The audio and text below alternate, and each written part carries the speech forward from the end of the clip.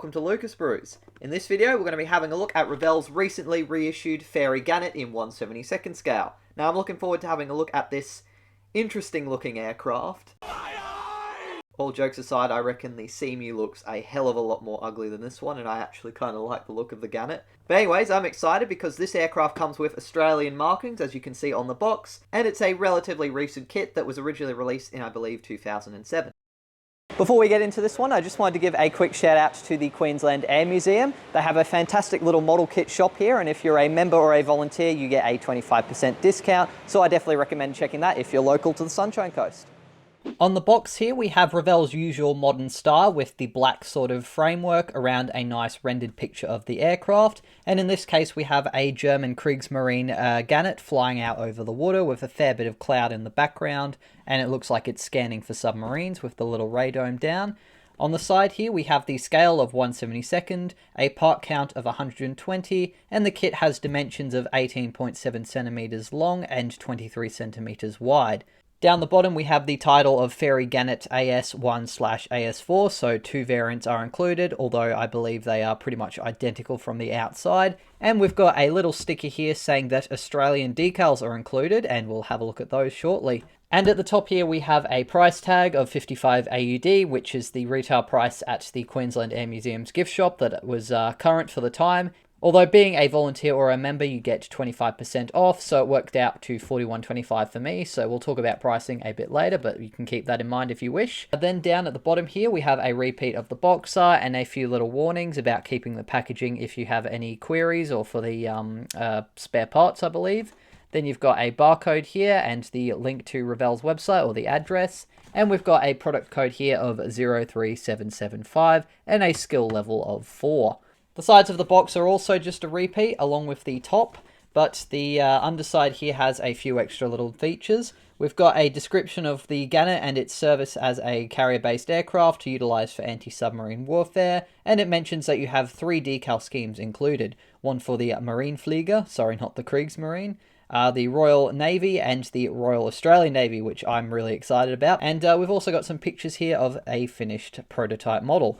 Obviously, they haven't put enough counterweight in the nose there by the looks of things, as it's sitting on its tail, unless they're trying to get that angle or something strange, but it does look a little bit weird. But as you can see, we've got some nice details and recessed rivets and panel lines by the looks of things, and we've got a openable bomb bay and some nice details inside of the wheel well, and clear parts look pretty good as well, so it looks like a really fantastic kit judging by those images. Then we've got a picture of some of the sprues here, along with various warnings and just some notes about what's included and the fact that paints and glues aren't. Then we've got some of the basic paints required to finish the model, and I believe they use the Revell watercolors or the aqueous color kind of codes on them. So if you're just getting this kit off the shelf and want to grab the paints at the same time, you can sort of have a read and get a idea of what colors you'll need. But otherwise, there's just some notes about Revell's tool range and their glue as well, a few things about recycling and disposal, and the copyright and manufacture date of 2025, along with Revell Europe's address. Ironically, it's made in Poland, even though it's a German brand, and there's also notes about the distributor in the USA and the UK. Opening up the box from the side here, as you can see, we have a plastic bag here which contains all of our sprues. I actually don't see the clear sprues in here anywhere, so that might not be good. Ah, yes, it does appear we have our clear sprues, so no need to panic. I'm used to Revell having them contained within the same plastic bag, but obviously they've bagged these separately, which is great. Means they won't be as likely to get damaged. So I'll pop these aside and we'll have a close look at the instructions next. So we have this little page here which basically contains all of our warnings about not being suitable for children, don't set fire to anything, don't eat anything, so just the usual kind of warnings.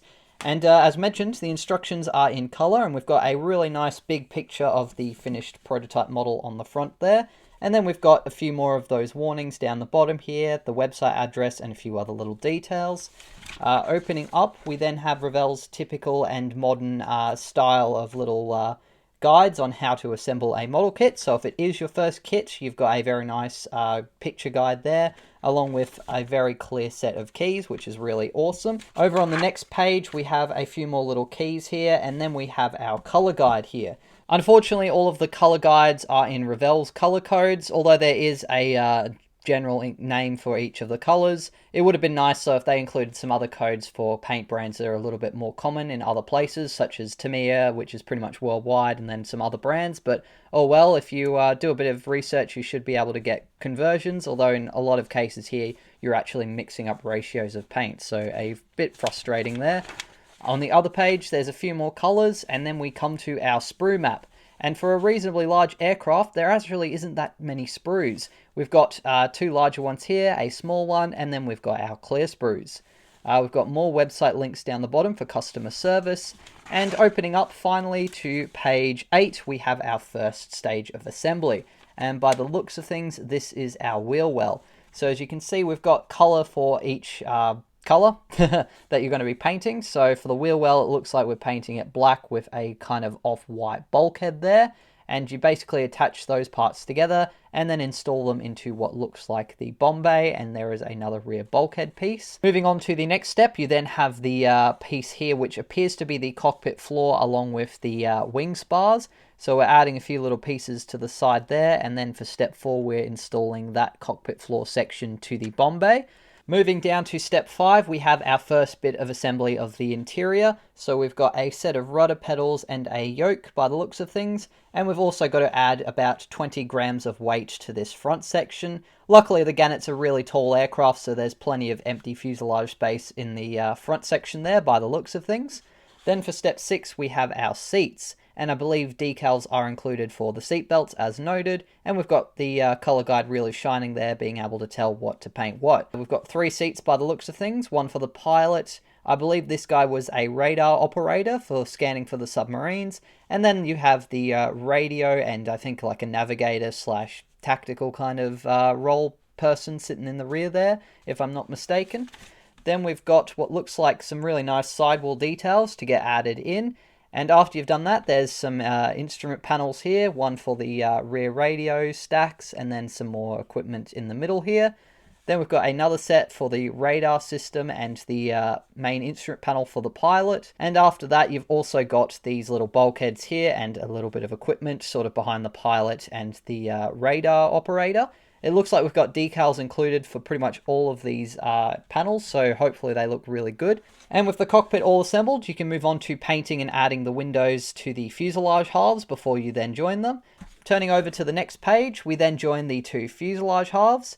There's a note here to not glue what looks like our tail hook there, so it looks like you have the option to extend or retract it if you so wish. Once the fuselage halves are assembled, you can then add the rudder, and once again it looks like we have an option here to make it posable. So if you don't glue the actual rudder halves to the main tail section there, they should be able to move, which is an interesting little feature. Generally something you see on older kits rather than newer tools, but hey, I don't mind having them, and I'm sure some people can find a use for them, especially if they want to pose them in a particular manner. Then we've got our radome here at the back, and it looks like once again there's an option to not glue it and be able to open and raise and lower the radar piece here at the back there. Moving on, there's another option here to not glue stuff, and that is for the propeller. So you've got the front section of the engine with the intake for the double members there, and for the propeller base there's this little washer piece that you glue to the back of it, and if you don't glue it to the front part of the engine cowling there, it will be able to rotate. Over to the next part here, we've got a little sidewall part that's getting added to the left fuselage half, and then we're working on our wings. So the ailerons also have the option to not be glued, and they'll be able to move, which is again interesting feature for a slightly newer kit. We've also got the wheel wells to paint up, and then once you've done that you can join the 2 wing halves. Pretty much the exact same assembly for the opposite side here. And turning over the page, we've then got our horizontal stabilizers. Once again, don't glue the elevators to the main part of the stabilizer there, and they'll be able to move. And we've got this little fin or mini kind of tail piece that gets added to each horizontal stabilizer once they've been assembled. After you've assembled the stabilizers and the wings, you can then join them up to the fuselage halves here. And then moving over the page here, we've got our flaps. It looks like we've got the option to have them in the raised or lowered position, but judging by the very complicated little rail system that they're on, it doesn't look like they're posable. So you're using, by the looks of things, the exact same piece for the flaps. You're just adding these little arms for the lowered position. Once you've added the flaps, you've then got this massive exhaust that you add to the rear of the left fuselage there. And then we've got our, what looks like the nose wheel doors. So we've got to paint them a few different colors, and then you've got to cut them depending on if you want them open or closed. By the looks of things, this is for the opened or landing gear position, so you're cutting that to separate those. Turning over the page, you've then got the assembly of the landing gear. A bit of an interesting feature with the wheels. I think if you have a look at the marking guide, kind of skipping ahead, you paint the right side green and the left side red. So I'm not sure if that was done for some sort of purpose in terms of markings, but obviously it's a feature of the Gannet there. Moving on, we've then got some extra little struts and arms to attach to the nose wheel, and once you've assembled that fully, you can then add that to the nose wheel bay with this extra little piece for the front sort of nose wheel door. Then we've got adding the front part of the nose wheel doors, which we cut off here earlier. Interesting that the rear section is a different color, but I guess it's not open, so perhaps they had different requirements for what color to paint the inside. But basically, to put that in the closed position, you have to do a bit of cutting of these little side pieces there and then glue it into place.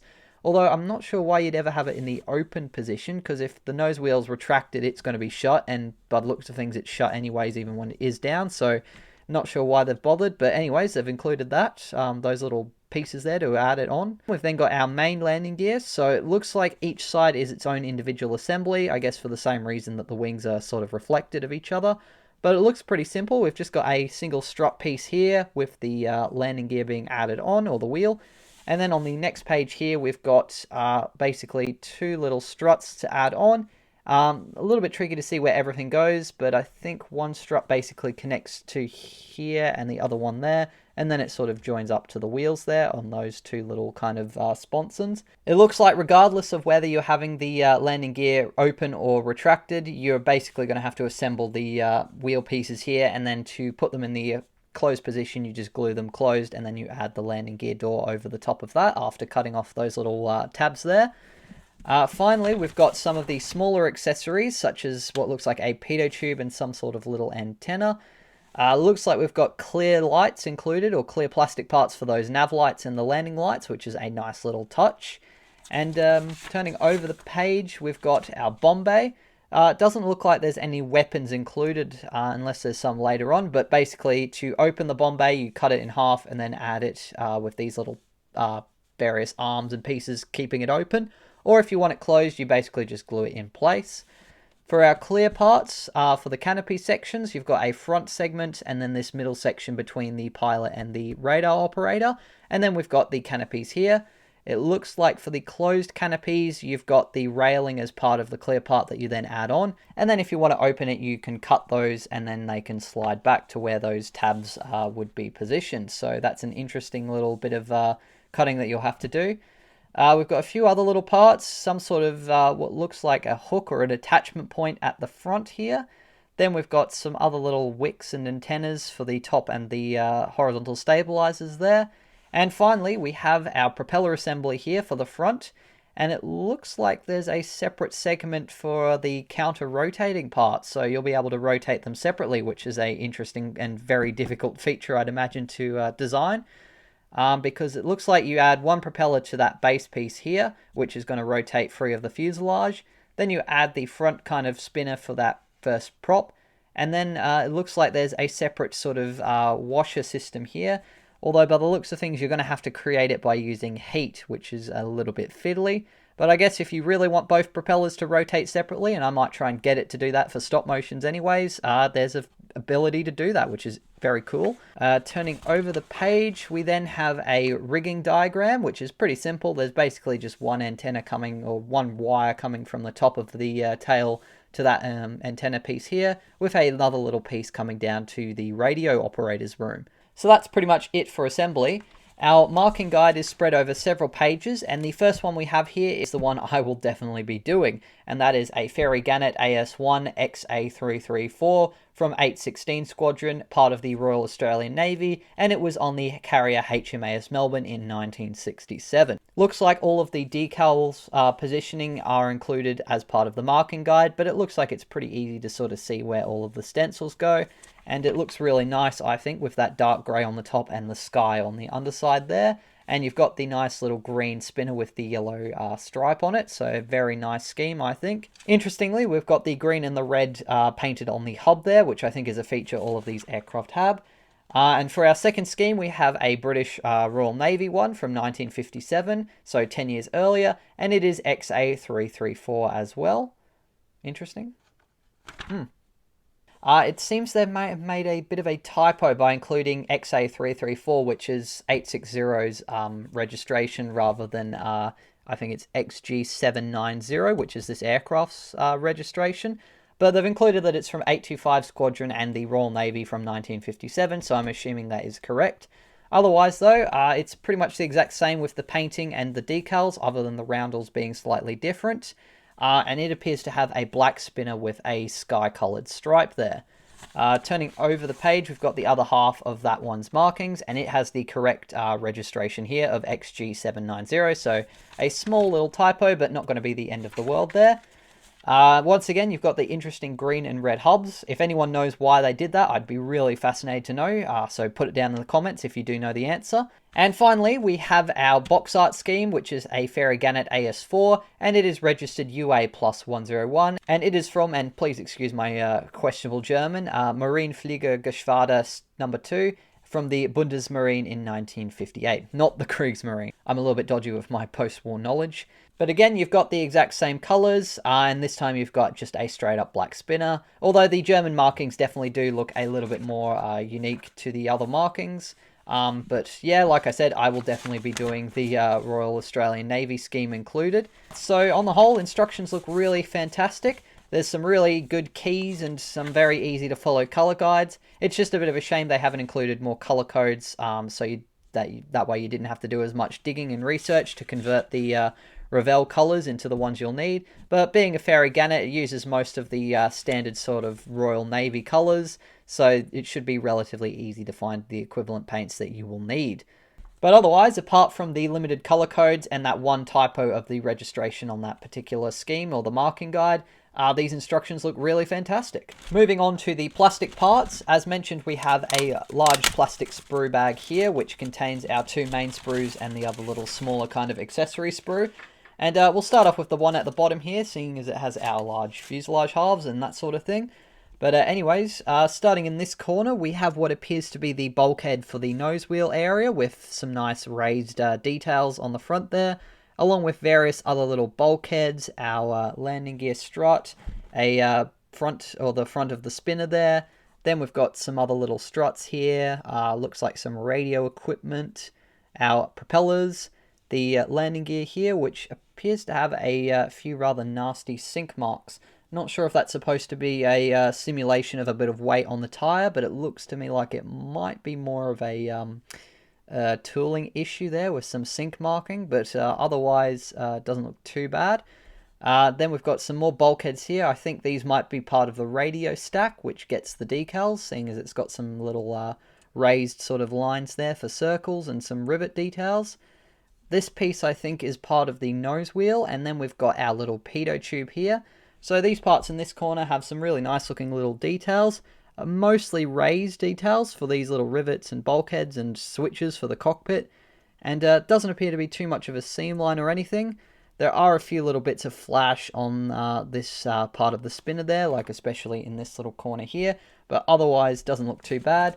On the other side, there's a few ejector pin marks, but I believe those are all in pretty hard to see spots, so that's pretty good. Moving above that, we've then got a few more struts. I believe these are for like the main landing gear here, and we've got our other side for the main wheel strut there, which looks pretty decent. Again, a little bit of flash here and there, but nothing too major. This looks like part of the panel that contains the radome, and then the radome itself is located just here. Both of these parts also look pretty good, although again, a little bit of flash here and there. Not too sure what these parts are exactly. They look like some sort of linkage or something, perhaps for the bomb bay, but they're quite finely done and don't look too bad at all. This appears to just be a interesting part of the sprue tooling rather than an actual part. Then we've got what looks like the, I think these pieces are part of the sidewall details for the cockpit area that sort of go here. So we've got some nice little raised details there for various switches and controls. Looks like a couple of little radio stacks or something, and then perhaps a trim wheel, and then a little stowage compartment. But yeah, that looks pretty good. We've got a few other little framework pieces here and there. On some of these finer parts, you can see there is a bit of nasty flashing, and this piece is actually already kind of broke there, so that's not ideal. The antenna mast here looks pretty good as well. Then up in this corner here, we've got what looks like the nose wheel door segment, and then the main wheel doors here. These look like our elevators, or possibly the main pieces of the horizontal stabilizers. Oh no, sorry, they'd be the flaps actually. So yeah, they've got some nice recessed panel lines on them, and then some raised bulges here for the sort of control linkages. The nose wheel has raised detailing for these sort of vents on the top here, and the main wheel seems to have a bit of a strange sort of texture to it. I'll see if I can kind of get it to show in the light, but it looks like it's almost got these little dimples and divots, like it's supposed to be some sort of cast metal texture or something, so that looks like a bit of an imperfection. On the inside of our wheel parts here, we've got some really nasty ejector pin marks by the looks of things. Although it looks like it's going to be pretty easy to sand those off, and I think they're going to be pretty well hidden.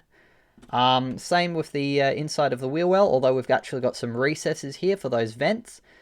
So I think because these parts here are going to be shut, you could probably get away without having to try and clean up those ejector pin marks, but otherwise it looks okay. And the underside of the flaps here look pretty good as well. You've got your little holes here to help line up the linkages for them, which I think are on that smaller set of sprues. But yeah, they look pretty good. We've got our main sort of floor piece here with the wing spar.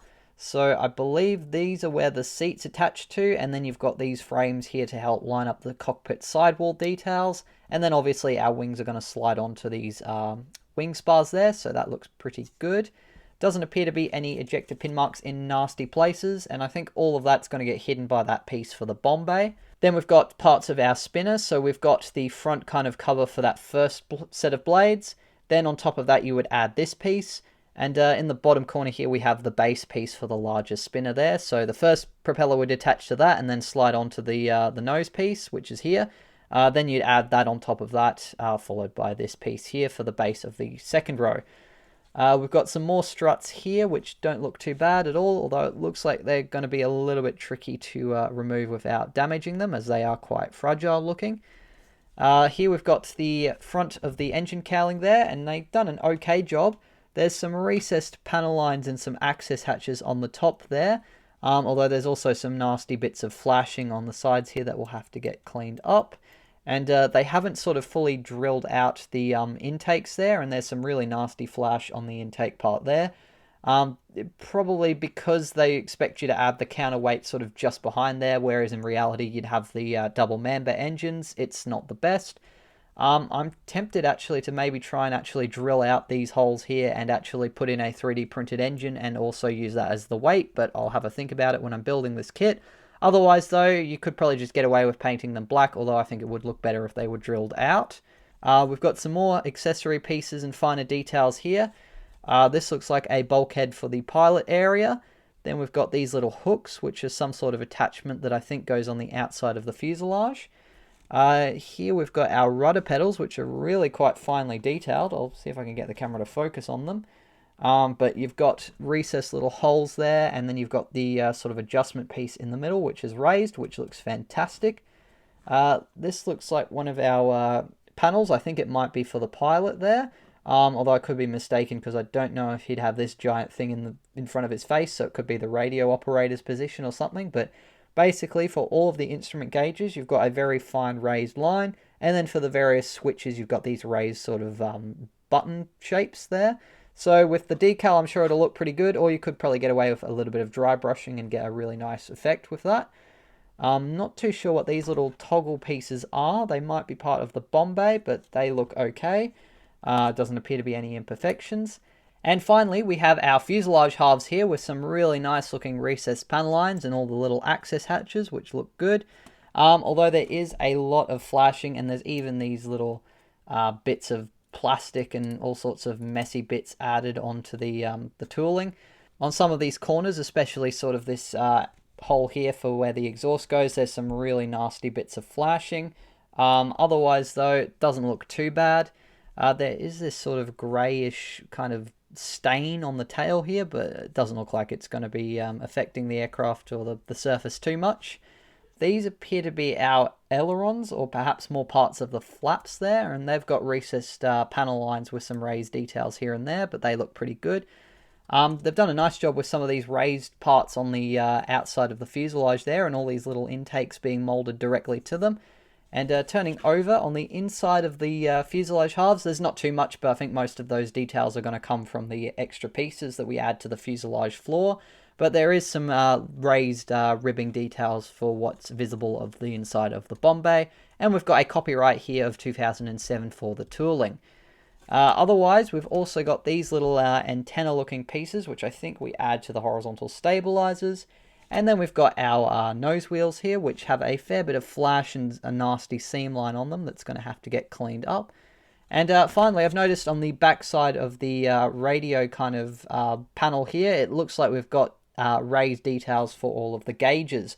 So I'd suspect this is the one that goes behind the pilot, and some of that might be visible, so that's a really nice touch. And another thing I've noticed we've missed on these rather crowded sprues is our control column, and unfortunately it's not the cleanest of moldings.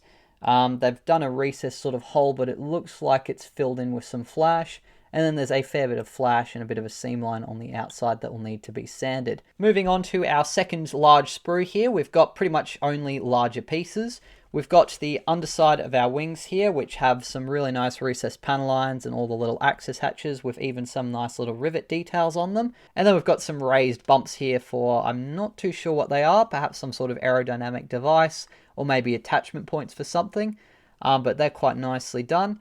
Unfortunately, there's no option to fold the wing, but oh well, it still doesn't look too bad at all.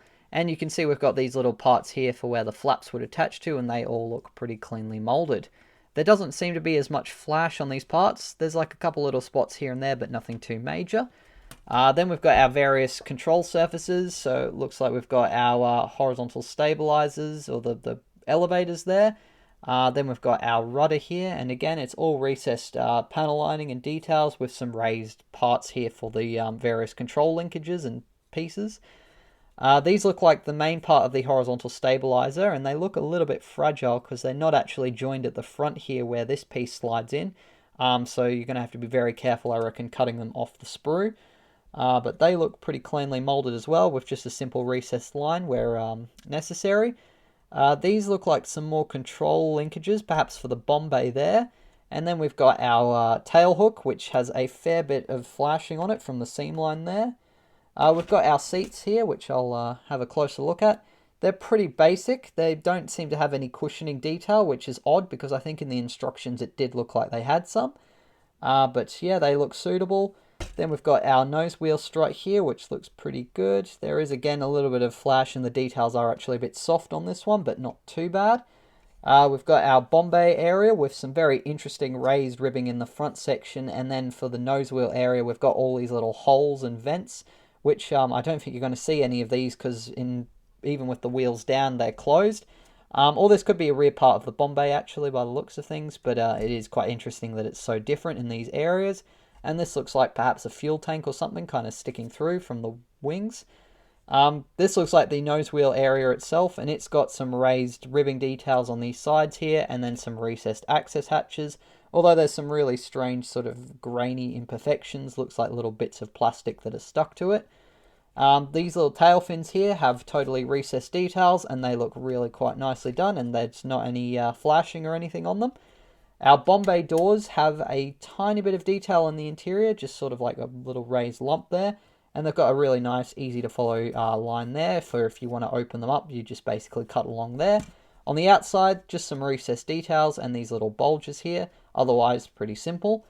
And for the upper surface of our wings, you've got some really nice recessed panel lines, and again, really nicely done access hatches. And then you've got these sort of strange raised bumps for structural pieces here around the flap area. And again, you've got those little strange pieces on the top surface.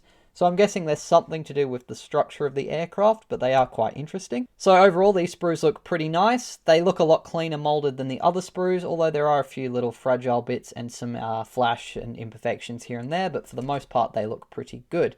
Oh, we've also got our inside of our wheel wells on the other side here for the main landing gear. Unfortunately, there's a fair few ejector pin marks on the inside there, and they will be very slightly visible, so you probably will have to try and fill them in, which is going to be very tricky. Some of these parts also look a bit fragile, but hopefully once they're glued together, they should be okay. The last sprue here contains all of our radio and radar operators' sidewall details there, which all look really quite nicely done. All raised details for the various gauges and little bumps and details, which look fantastic. And then we've got this little piece here, which I think attaches to the outside of the fuselage, and it's sort of got these little recessed access hatches and tabs. Not too sure what part these are for, probably part of the landing gear. Then we've got our radio or radar operators station here with some raised details for the various dials and gauges and displays with raised buttons, which look pretty nice. Not too much detail on the other side, and I think that might be a bit of a nasty hole there that you might want to cover up if it's visible, but otherwise if it's not, it should be all good. I think these are sort of the parts that go on the inside of the engine intake area, so sort of adding a tiny bit of structure there, but I'm not too sure why they've bothered, seeing as it's going to be invisible, unless part of it's just visible through the wheel well, but I don't think it is. And then finally, we've got all of our flap hinges for if you've got them in the extended position, and all of them are pretty much identical. In fact, they're all number 53, so yeah, they're all exactly the same. There are a few bits of flash on these ones, and I'd imagine you're probably going to want to clean them up because they're going to be visible. But otherwise, this sprue is pretty good in terms of molding quality, and there's some very nice looking details for the inside of the cockpit areas. Now, I've actually had to do a second take here because my first take I accidentally deleted, but unfortunately, these ones are okay, but one of our main canopy sections has actually come off, and when I opened up this kit, it had already split and it's broken right down the middle. All of these little fragile canopies were originally sort of hanging outside of this framework, so it wouldn't have taken much, just a little bit of shifting, and that has crushed one of our canopies, which is not good. The quality of them, though, in general seems pretty good. As you can see, they're pretty nice and thin and transparent. There's not much distortion through the front windscreen, and even with these rather tricky, complicated curved shapes, they still look pretty good. So really nice quality. I don't know if I like the fact that they've sort of done the frames molded to them, so if you want the canopies closed, I think you have to very carefully trim those away, so they are a little bit fragile. So great quality from these clear parts. They all look really quite good. It's just a shame they didn't protect them a little bit better with the design of the molding. It's just a shame they weren't protected better by the sprues. And here we have the last thing to look at in this kit, which are the decals. As you can see, we've got them all separated into A, B, and C, so it's pretty easy to see which decals you'll be using for each aircraft. And then we've got all of our common stencils in this little segment here. So the quality on all of these fine decals and all the common stencils look really fantastic. You can pretty much read all of these really fine little bits, like all the tassels and slinging points, so that's really great. And they've done all of the instrument dials and various panels for the interior with these little decals, which is awesome. I think you might have a little bit of a challenge getting some of these decals to fit onto some of the instrument panels, seeing as there's a lot of raised bumps and details, but you could probably just sand them so they're flat and then put the decals on, although you will lose a bit of that depth. Otherwise though, the colours look all really quite nice. There doesn't appear to be any imperfections, and there's a bit of a glossy kind of film on top of the decals to protect them, which looks good. So yeah, I'd say all of these decals are going to be perfectly usable and really good. I don't have any issues usually with Revell's decals, especially the newer ones, so I'm sure these will all be really fantastic. So that pretty much wraps up our look at the Revell Fairey Gannet AS.1 from 2025. I have to say I'm really glad that they've brought it back, and I'm super excited that they've brought Australian decals as well with this reissue. So it probably is going to need a little bit of work to remove some of that flash, and I am tempted to maybe 3D print a few new parts to try and get a little bit more detail out of this kit. Probably not one for beginners either, given that it looks a little bit fiddly, but it looks like you've got some really great options, and apart from a few quality issues in terms of the sprue and the clear parts being rather dangerously molded and very likely to get damaged, as you've seen, it looks like a really nice kit, and I'm glad they've brought it back. On the whole, everything looks pretty accurate with this kit as well, although I am not a Gannet expert. If you are though, and you know of any inaccuracies or things that don't quite look right, definitely shoot it down into the comments below. Otherwise though, thanks for watching this inbox review, and I hope you got something out of it. If you did, please be sure to leave a like and also subscribe to the channel, as it really helps out.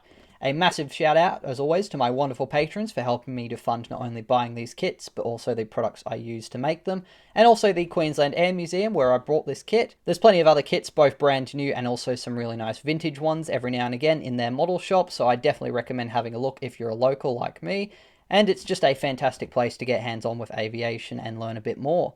I'll definitely be going back to get some references of the Gannet before I build them, and I'm probably going to be tempted into doing some 3D printed extras and accessories if I have the time. Thank you very much for watching this video. I do hope you enjoyed it and got something out of it. If you did, please be sure to leave a like and also subscribe to the channel. I should be doing a build video on this kit in the not too distant future, just as soon as I've got some other projects finished up. At the moment, I'm working on the Italy P51A Mustangs, and there's also a poll on my posts page on YouTube where you can vote for which scheme I'll be doing the Italy and the IBG FW190D in, so if you want to have your say on those kits, then go check that one out. A massive thank you to my wonderful patrons for helping me to fund not only buying these kits, but also the products I use to make them, and another little shout out to the Queensland Air Museum where I purchased this kit. It's a fantastic air museum, and as I've mentioned, if you're a member or a volunteer, you get a 25% discount in the shop, which is really awesome. That's it for now, but until the next video, as always, take care, and model on.